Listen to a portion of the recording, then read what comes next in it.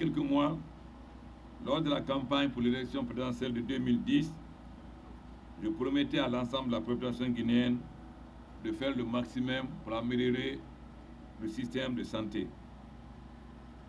Ce choix se justifiait et se justifie toujours par le fait que la santé est un élément important du développement de tout pays. Les peuples qui se développent vite et bien sont ceux qui sont en bonne santé. Et une fois sauvegardée, la santé contribue au développement. C'est pourquoi la santé fait partie des priorités de mon mandat. Dans ce cadre, le gouvernement a déjà pris un certain nombre de mesures importantes, parmi lesquelles il faut citer la gratuité des soins obstétricaux, la gratuité des soins aux personnes vivant avec le VIH. Ce n'est pas tout. Parallèlement, le gouvernement a un ambitieux programme de renforcement du système de santé à travers la réalisation de nombreux projets, à savoir la reconstruction et la modernisation des hôpitaux nationaux de Donka et Niasdine, la construction d'un centre de santé familiale et reproductive moderne, la création d'une centrale d'achat, la création d'un centre de cancérologie, la rénovation et l'équipement des infrastructures sanitaires vétustes de Conakry et de l'intérieur du pays, afin d'améliorer la couverture sanitaire. La mise en place d'un système d'assurance maladie en complément des efforts qui seront faits en matière d'infrastructures et de technologie. La pose de la première pierre du centre de Koronti se situe dans cette perspective. Ce centre aura de nombreux avantages pour la population. Il permettra d'offrir des soins de santé primaires, de prodiguer des conseils de santé pour éviter la survenue de maladies, de prendre en charge certaines pathologies lourdes. De cette façon, il contribuera à réduire la mortalité infantile et maternelle qui sont les indicateurs de santé les plus médiocres dans notre pays.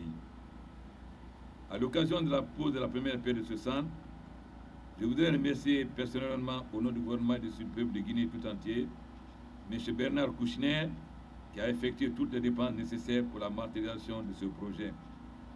Remercier l'ambassade de France et toutes les sociétés françaises qui ont contribué au financement.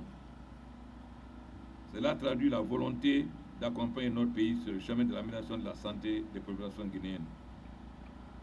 Après ce projet, il accompagnera, ça veut dire Kouchner, le gouvernement à travers les départements techniques concernés, notamment les affaires sociales, la santé, la fonction publique et les finances, pour asseoir les bases d'un système d'assurance maladie universelle.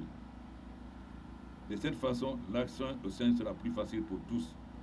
Dans cette voie, il assure de mon appui total. Mais il ne suffit pas de construire des hôpitaux. Faudrait-il que les médecins aient un comportement correct, ce qui n'est pas le cas aujourd'hui. Nous avons dit gratuité des soins aux femmes enceintes, les médecins font payer. Le laboratoire de Donka encaisse l'argent en espèces, ne met pas dans les caisses et refuse de soigner. Les médecins vendent les médicaments ici par terre.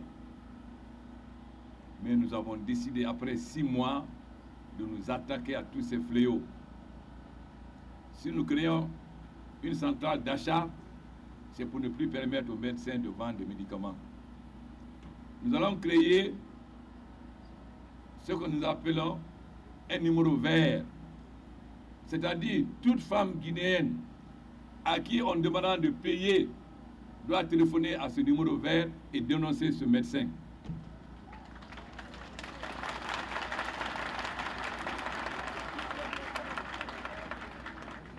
Tout entrepreneur qui a un contrat avec un ministère, avec le gouvernorat, ou les DAF vous demandent de l'argent, vous téléphonez à ce numéro vert et vous dénoncez.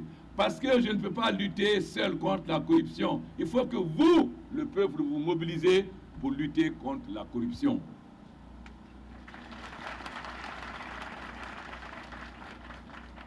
C'est vous qui dites.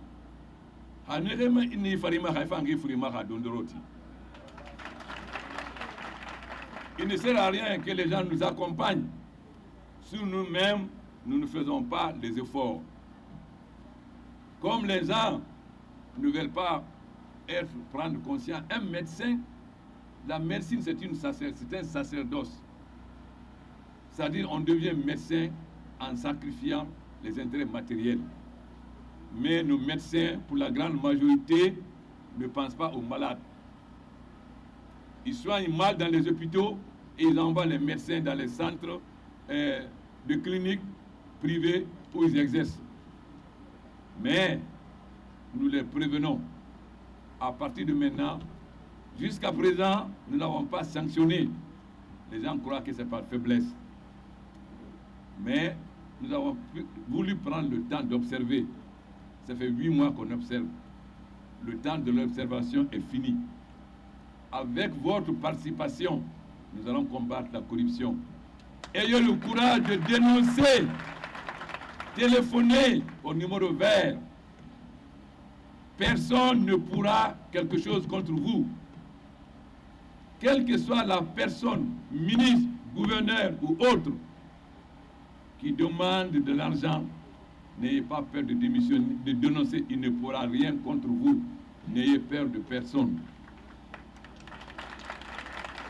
Femmes de Conakry, êtes-vous prêtes à utiliser le numéro vert pour dénoncer tous les malades? Jeunes de Conakry, êtes-vous prêts à téléphoner sur le téléphone vert pour dénoncer tous les corrompus?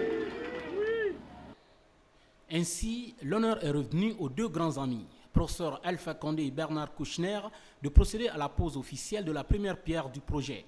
L'espoir est donc permis, comme l'a souligné le ministre de la Santé et de l'Hygiène publique, qu'après ce projet, le gouvernement engagera avec le même enthousiasme l'ambitieux programme de mise en place d'un système d'assurance maladie pour rendre les soins largement accessibles aux populations et réduire le fardeau financier sur les individus en Guinée.